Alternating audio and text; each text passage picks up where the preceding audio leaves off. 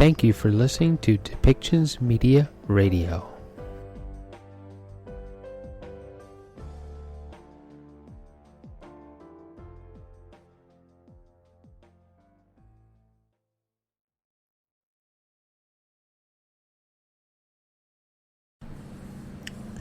Welcome back to Depictions Media Radio, and we're going to hear segments from the United Nations and their press updates, and they're going to talk about violence in Myanmar, how a Mali truck filled with UN peacekeepers was targeted and blown up. They're going to talk about also some of the things about COVID-19 vaccines in Jamaica and how that's being distributed, and how how COVAX and the Pan American Health Organization are trying to raise vaccination rates in the Americas. And also, there is a new appointment to Unicef, and she is formerly from the White House staff. So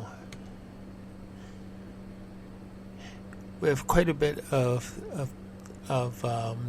segments here to listen to. So let's hear what was actually said in each segment.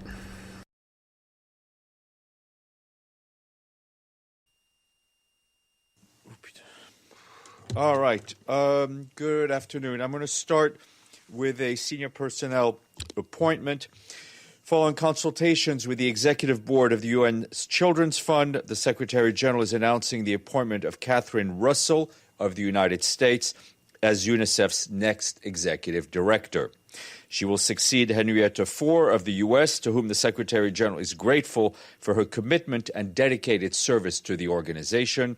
The Secretary General wishes to express his appreciation to Ms. Fore for her inspiring leadership of UNICEF, and in particular, UNICEF's critical role in the global response to COVID-19 and in reimagining education. As a result of her leadership, UNICEF is now an organization with a broader array of public and private sector partnerships and bolder focus on achieving the Sustainable Development Goals. Ms. Russell brings to the role decades of experience in developing innovative policies that empower underserved communities around the world. She currently serves as assistant to the President and Director of the White House Office of Presidential Personnel. From 2013 to 2017, she served as Ambassador at Large for Global Women's Issues in the U.S. Department of State, and we welcome her, and we send our congratulations also to Henrietta Fore for her work. I wanted to flag a horrific story, which I think so many of you have seen. The International Organization for Migration today said that at least 54 migrants died in yesterday's truck death in Chiapas in Mexico. This is the single deadliest incident for migrants in Mexico since at least 2014, when IOM began documenting deaths of migrants. As a reminder, some 651 people died this year attempting to cross Mexico's border with the U.S., more than in any year since 2014. This increase is especially concerning because most data for this border region is reported only after the year ends. According to IOM, the number of deaths and disappearances had increased on many migratory routes across the world in 2021, including in Europe and the Americas. The UN agency says that with the case in Mexico, the migrant death toll in 2021 has surpassed 4,470 men, women, and children. The organization notes that globally, the number of deaths this year is already more than the 4,236 totally recorded in 2020. According to IOM, more than 45,400 deaths have been recorded since 2014. And if this latest incident isn't a reminder for the world and for member states to agree on controlled and managed migration, it's unclear to see what is. The Security Council is currently in close consultations on Sudan. Volker Perthes, the special representative for the Secretary General in that country, said in the open meeting that preceded the consultations that in the last 6 weeks, Sudan's political transition has been undergoing its greatest crisis to date. He noted the crisis is not yet over, but discussions on the way forward have begun. Mr. Perthes said he cautiously welcomed the November 21st political agreement between the Prime Minister Hamdok and Lieutenant General Burham, which was reached after weeks of domestic and international efforts to find a way out of the crisis. He called the agreement far from perfect, but said it can help avoid further bloodshed and provide a step towards comprehensive dialogue and a return to the constitutional order. He acknowledged that many feel betrayed by the coup and now reject any negotiations or partnership with the military. Mr. Perthes has agreed to speak to you at the stakeout at the Security Council as soon as the consultations are done, and we will let you know when that is. Today is International Human Rights Day. In the message for the day, the Secretary General says our world is at a crossroads. The COVID-19 pandemic, the climate crisis, the expansion of digital technology, all in areas of our lives have created new threats to human rights, but we can choose a different path, he underscores, adding that recovery from the pandemic must be an opportunity to expand human rights and freedoms and rebuild trust. The principles set out in the Universal Declaration for Human Rights remain a key to realizing all human rights for all people everywhere, he concluded.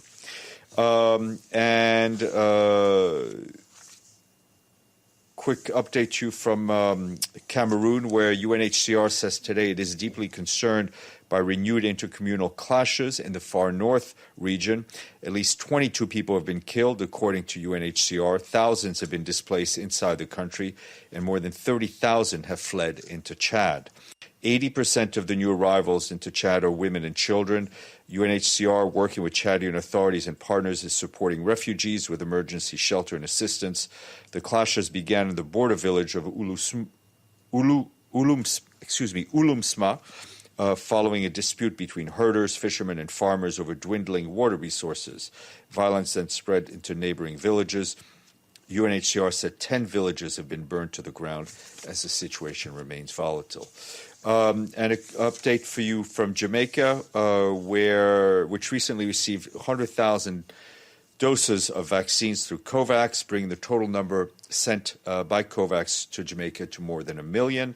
The UN team there, led by resident coordinator Gary Conneal, is working with authorities and partners to increase confidence in vaccines and the uptakes of doses.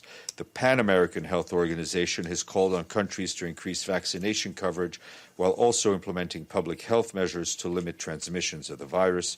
More than 780,000 COVID-19 infections and 11,000 deaths were reported in the region last week alone, yet just 55% of people in Latin America and the Caribbean have been fully vaccinated.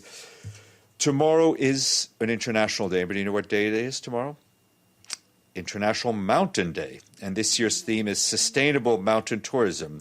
Ahead of the day, UN Food and Agriculture Organization, the UN World Tourism Organization released a report highlighting the role of tourism in the sustainable development of mountain regions, including in boosting livelihoods, alleviating poverty, and promoting environmental conservation.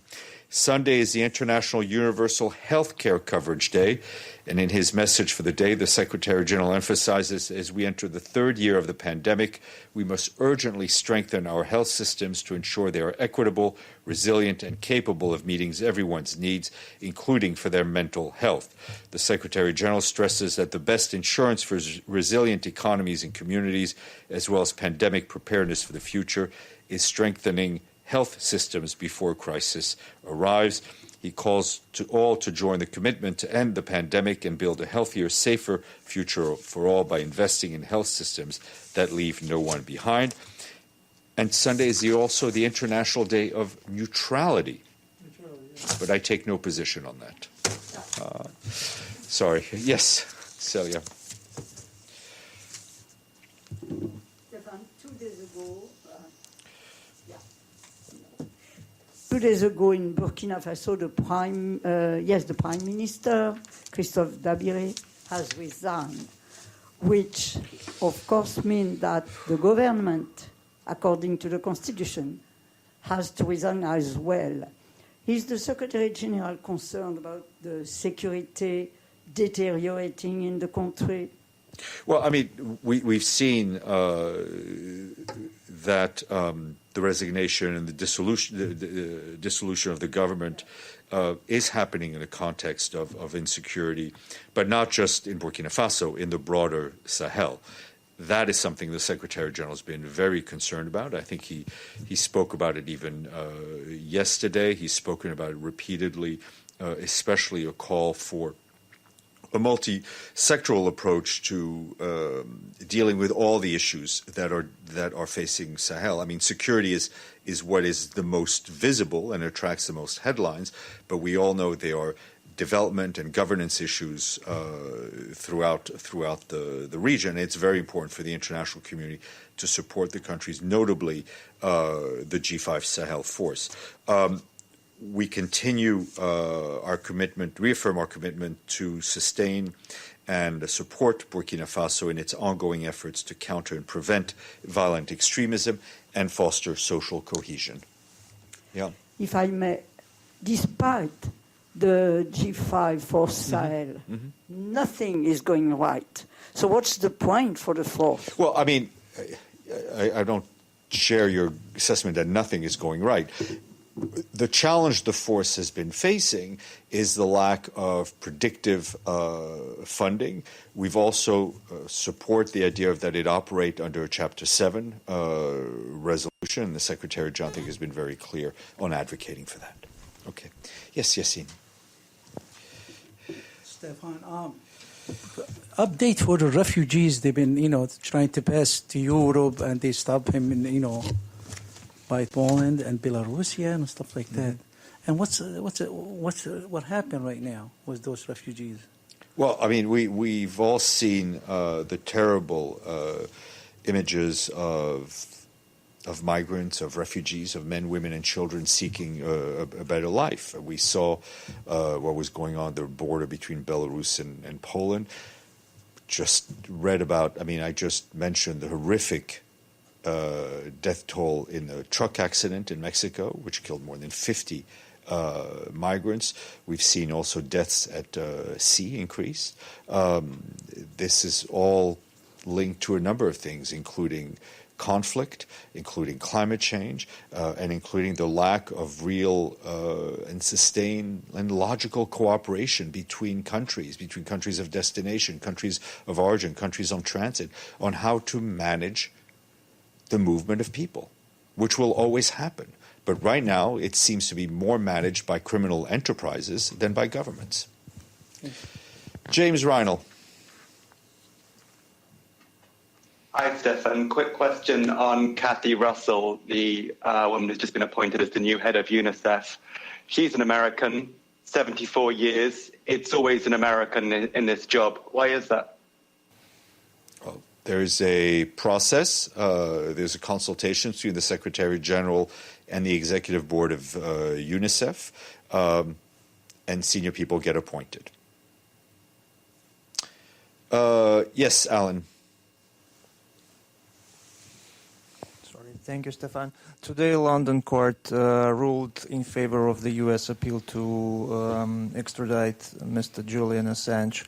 Do you have any comment regarding this? No, we've seen the news. My understanding is there's still a judicial process ongoing, appeals and so forth. So at this point, we have no comment. Okay, Madame Paulina, all yours, and I wish you all a wonderful weekend. And hopefully we won't speak to each other over the weekend, because if we... Good afternoon. Starting off, unfortunately, with some tragic news. This morning in Mali, 7 Togolese UN peacekeepers died and 3 others were seriously injured when their vehicle hit an improvised explosive device in the Bandigiara region of central Mali. The peacekeepers were part of a logistics convoy traveling from Douentza to Sévaré. We will have a formal statement shortly, but as you can imagine, the Secretary General strongly condemns this heinous attack. We offer our sincere condolences to the families of the victims, as well as the government and people of Togo. We wish a speedy recovery to all those who were injured. The Secretary General also calls on the Malian authorities to spare no efforts in identifying the perpetrators of the attack so they can be brought to justice. We were also informed this morning that a peacekeeper from Egypt died on Monday in hospital after succumbing to injuries he suffered during an attack in northern Mali last month. And we, of course, send our condolences to his family and to the people and government of Egypt. And this attack comes at a time where peacekeepers and the tools they are given is part of the discussions going on at the Peacekeeping Ministerial Summit, which concluded a short while ago in Seoul, with member states reiterating their collective commitment to UN peacekeeping. Speaking earlier in the day, the head of peacekeeping, Jean-Pierre Lacroix, said that over the last 4 years, we've made notable progress in improving the safety and security of our personnel. But speaking on the day when these peacekeepers lost their lives in Mali, he reiterated that more needs to be done, including having the requisite capabilities, a key priority of the strategy of action for peacekeeping. Mr. Lacroix also stressed that UN peacekeeping needs not only more women, but also an environment where they can fully and equally and meaningfully participate so that we can be more effective, meet the highest standards of professionalism, and better protect the populations we serve. Press release will be available shortly and provide additional details on pledges and commitments made during the meeting. I also just wanted to read into the record the information we passed on yesterday following the questions we'd received, just to confirm that the Secretary General had come into contact with someone who is tested positive for COVID-19. He has shown no symptoms and was tested negative yesterday afternoon. Out of an abundance of caution, he's canceled all of his engagements for today and is working from home until he's tested again tomorrow. Couple of note on Myanmar. I can tell you that we are deeply concerned by the reports of the horrific killings of 11 people in Salangi Township in northwest Sangyang region in Myanmar, who were reportedly shot and burnt by military on Tuesday morning in an apparent retaliation for recent militia attacks. Credible reports indicate that 5 children were among those people killed. We strongly condemn such violence and remind Myanmar's military authorities of their obligation under international law to ensure the safety and protection of civilians. Those individuals responsible for this heinous act must be held to account. The UN has repeatedly condemned in the strongest possible terms the violence by Myanmar's security forces and armed forces. Such violence is completely unacceptable, and we demand a resolute international response. As of December 8th, security forces have killed more than 1,300 unarmed individuals, including more than 75 children, through their use of lethal force while in their custody since the military takeover on February 1st.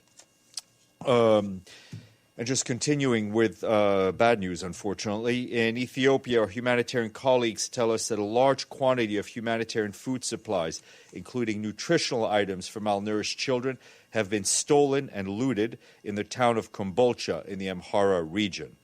The small-scale theft of food escalated into mass looting of warehouses across Kombolcha in recent days, reportedly by elements of the Tigrayan forces and some members of the local population.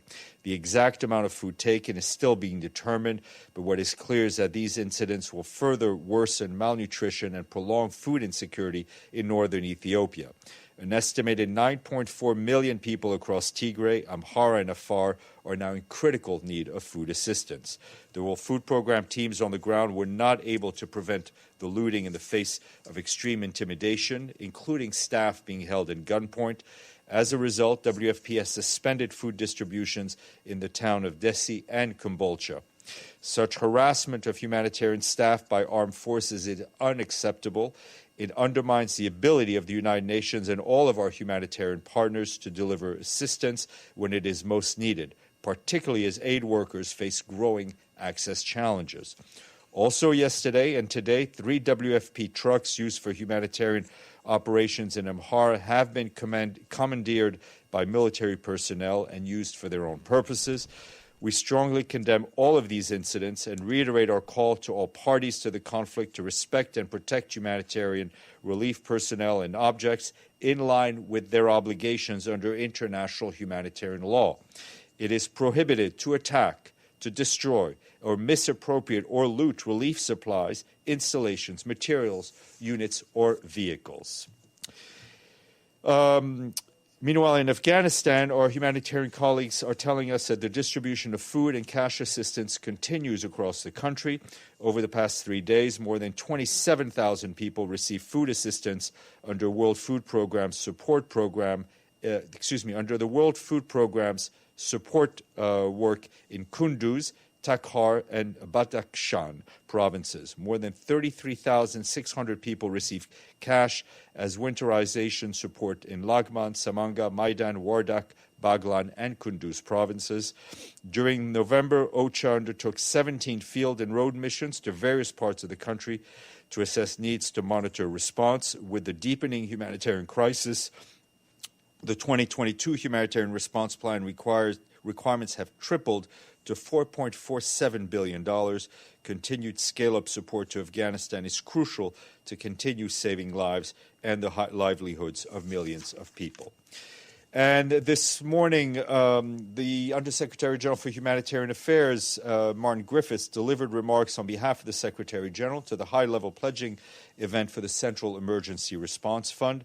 In those remarks, Mr. Guterres said that the fund is a success story because it is constantly evolving, applying lessons learned, and embracing innovation in response to risks that are more complex, intertwined, and global. He added that this year has been one of the most difficult on record for humanitarian needs, but the fund has stepped up to the challenges. The 2020 SURF also helped close to 69 million people, twice as many as the year before. The Secretary General said the scale of today's humanitarian crisis deserves a strong central emergency response fund with the resources it needs, the rise of the challenges of responding swiftly on the onset of the emergency. He called on member states to keep supporting the fund so it can reach its target of $1 billion. Just a note from the Secretary General regarding the helicopter crash that took place in India today. The Secretary General is deeply saddened by the death of General Bipin Rawat, the Chief of Defense Staff of the Indian Armed Forces, as well as his spouse and 11 other people in a helicopter crash. He expresses his heartfelt condolences to the families and the deceased and to the people and government of India. As you may recall, General Rawat's service to the United Nations, he served the United Nations with distinction, and we fully appreciated that work. He was brigade commander in North Kivu Brigade of the UN peacekeeping mission in the Congo in 2008 and 2009. I have been asked by a number of you for more details about Stephanie Williams' new role as a special advisor to the Secretary General in Libya. I can tell you that she will lead the good offices and mediation efforts, engagements with Libyan regional and international stakeholders to pursue implementation of the 3 intra-Libyan dialogue tracks, that's the political, the security, and the economic tracks, and support the holding of presidential and parliamentary elections. The special advisor will work in close coordination with the support mission in Libya. The Assistant Secretary General and Mission Coordinator, Ray Zenegan, will be responsible for the day-to-day management of the UN support mission in Libya and will serve as officer in charge of the mission until the appointment of a new head of mission. And the Security Council today heard a briefing from Izumi Nakamitsu, the High Representative for Disarmament Affairs, on the Syrian chemical weapons file. And voila. Edie. Thank you, Steph. A couple of follow-ups. First, on the deaths in Mali from this improvised explosive device. Can you find out for us what kind of a vehicle they were in? Because obviously it sounds like it was not one of those reinforced No, exactly. vehicles. Exactly. We're trying to get a bit more detail because the story was breaking this And morning. secondly, 7 peacekeepers killed. Is that a high for this year? It's certainly one of the highest numbers. It is one of the highest numbers. I will let me double check because we've had, as you well know, our colleagues in Mali have been really on the forefront. And that mission has suffered tremendously. Togolese peacekeepers, Egyptians, and obviously Chadians who'd borne the brunt of it. But we'll get you that rundown. And secondly, are we going to be getting some kind of a release on the total pledged for surf? Yes, we will. They're counting the beans. Thank you. Benno. Thank you. Germany has a new government, and I have 3 questions. What feelings does the SG have seeing Angela Merkel go? What does he expect from the new Chancellor Olaf Scholz? And what does he expect from the first female foreign minister, Annalena Baerbock? Well, I mean, it's first of all, we want to congratulate the new Chancellor on taking up his post and leading the German government. As you know, Germany is a critical and pivotal partner of the UN in peace and security, in development, in climate, and we really look forward to continuing to engage with Germany on all those files, and we look forward to Germany's leadership on those files as well. Yes, thank you. No, thank you. No, I'm just. The Secretary General had I think a very close and warm relationship with Angela Merkel, which I had the privilege of witnessing a number of times when they met. And again, I think she exemplified Germany's leadership on the issues that I've just listed. Notably on climate, and I think the empathy and the leadership she showed during a number of refugee and migrant crises in Europe is something that Antonio Guterres personally admired. Okay. Any other questions? Anything in the chat? Oh, Margaret, let me have your question.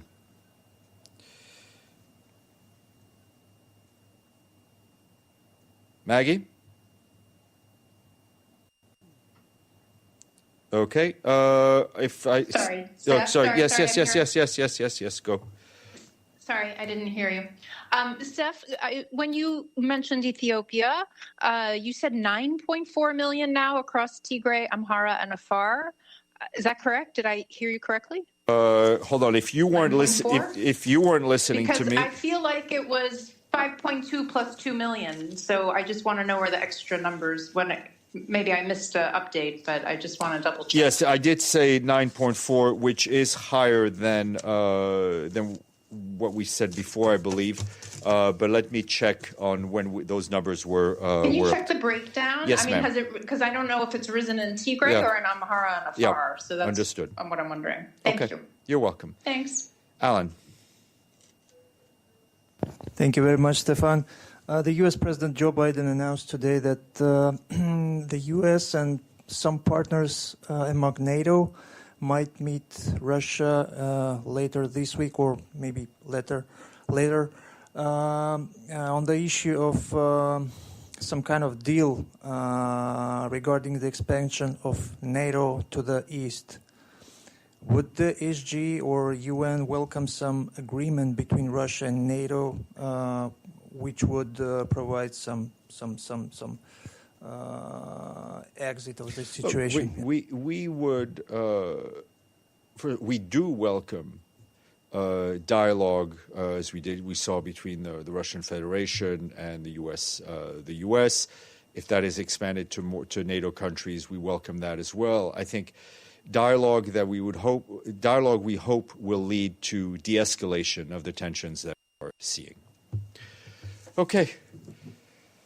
Madame Paulina Kubiak, à vous.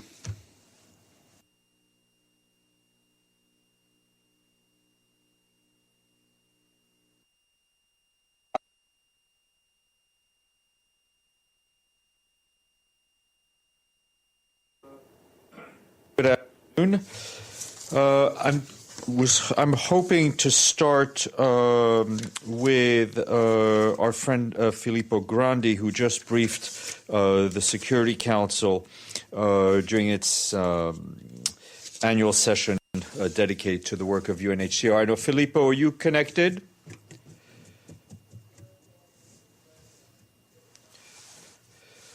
See if we can get him on.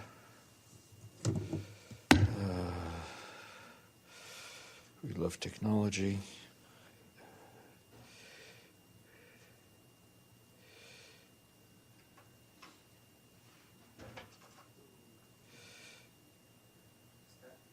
Yeah?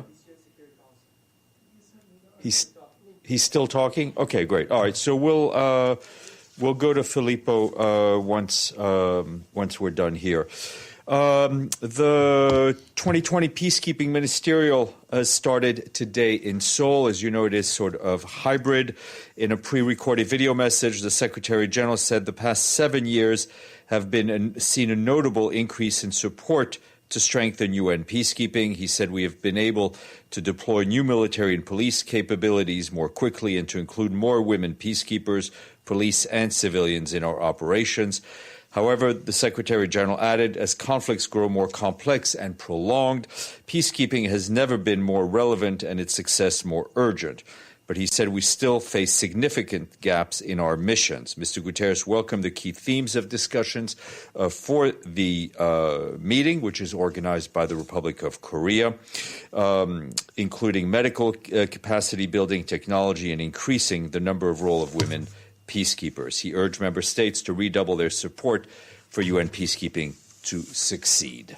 That message was shared with you. He also spoke by video message to the opening of the 16th Internet Governance Forum, which is taking place in Katowice in Poland.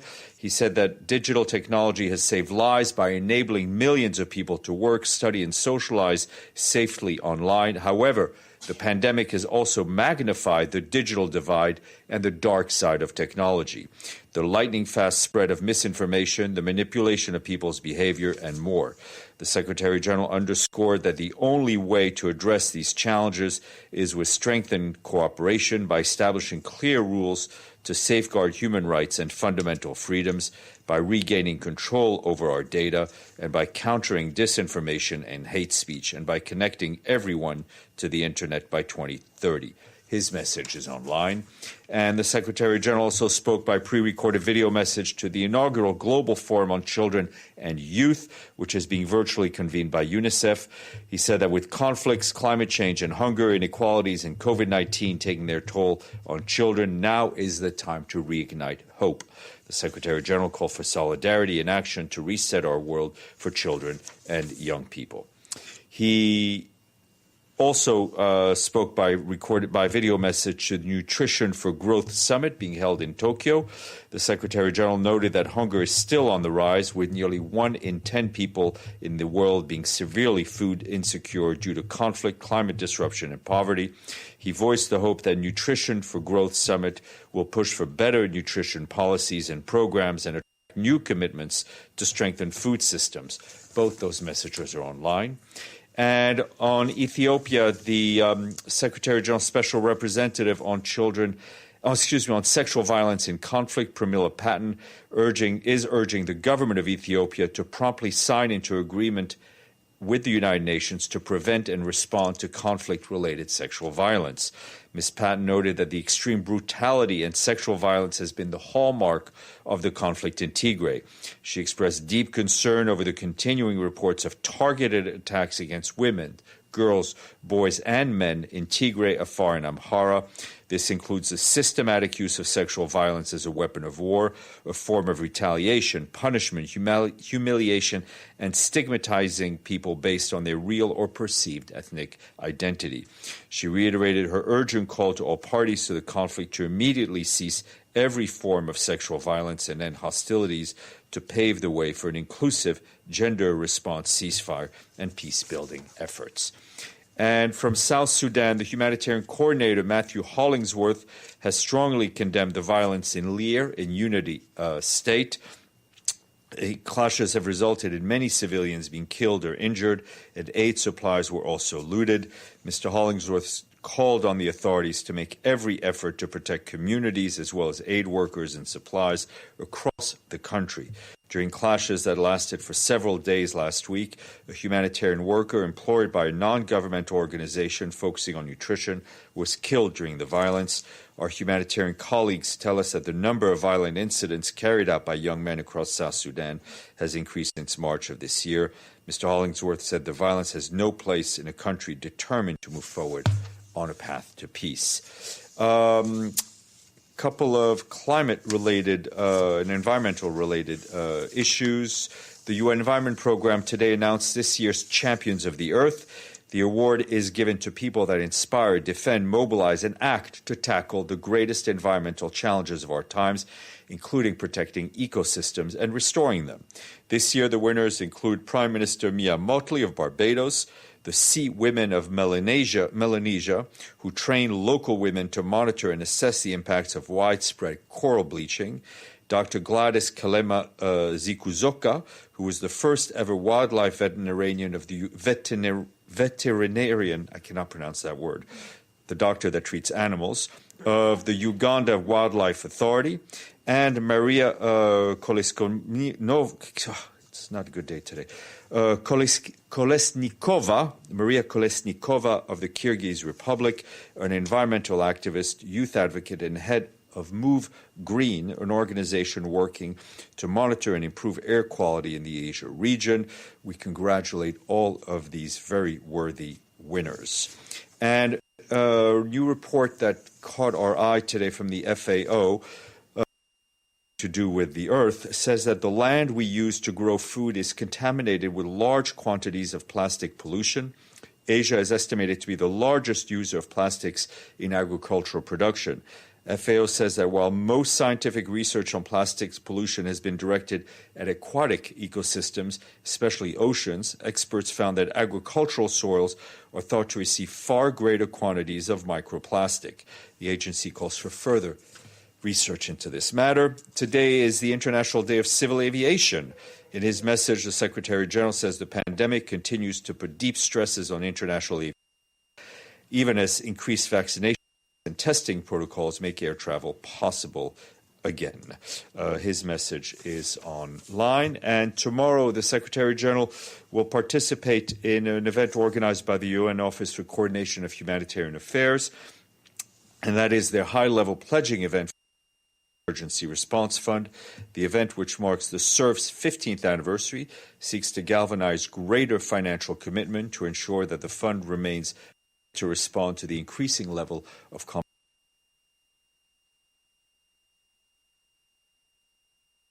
needs. Established in 2006, the SURF has allocated more than $7.5 billion to provide assistance for millions of people in more than 110 countries and territories. Since the fund was established, global funding needs through humanitarian appeals have increased more than sevenfold, from 5.2 in 2006 to 32 million people to $41 billion in 2022 to help 183 million people in need. I see Filippo is on the screen, so we'll take a few questions and then we will turn to Filippo. Yes, Edie. Thank you, Steph. Is there any update on aid deliveries into Tigray and the possibility of any fuel trucks?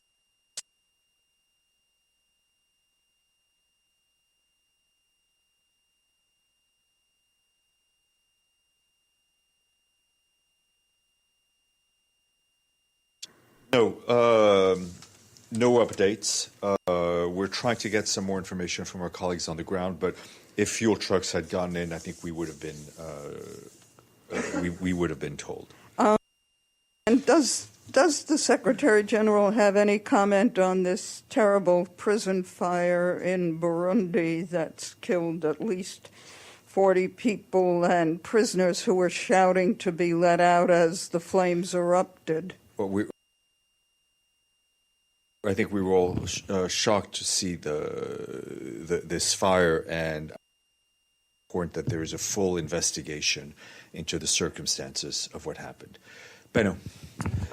Thank you. So in France, one of the alleged killers of journalist Jamal Khashoggi was arrested today. Mm-hmm.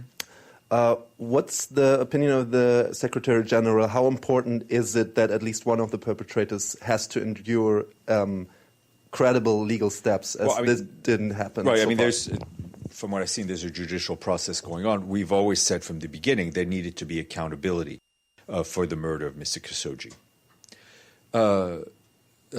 Alan, sorry. Thank you, Stefan. The negotiations between Presidents Putin and Biden have just concluded. I remember your comment yesterday, but what outcome do you expect? Let me see. I haven't seen the outcome, so we'll take a look at it and I'll get back to you.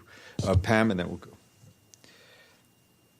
Steph, just to follow up on Edie's question on Tigray, the last comment, maybe not the last, but one of the comments you made is that some trucks were getting in, but fuel was not, and that 5.2 million in Tigray it did not have access to livelihood and limited access to markets.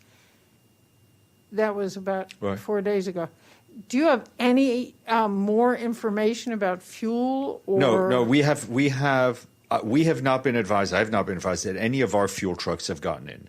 We understand that our team on the ground has been able to access some fuel, dealing with the local authorities, but we do not have the fuel that we need to operate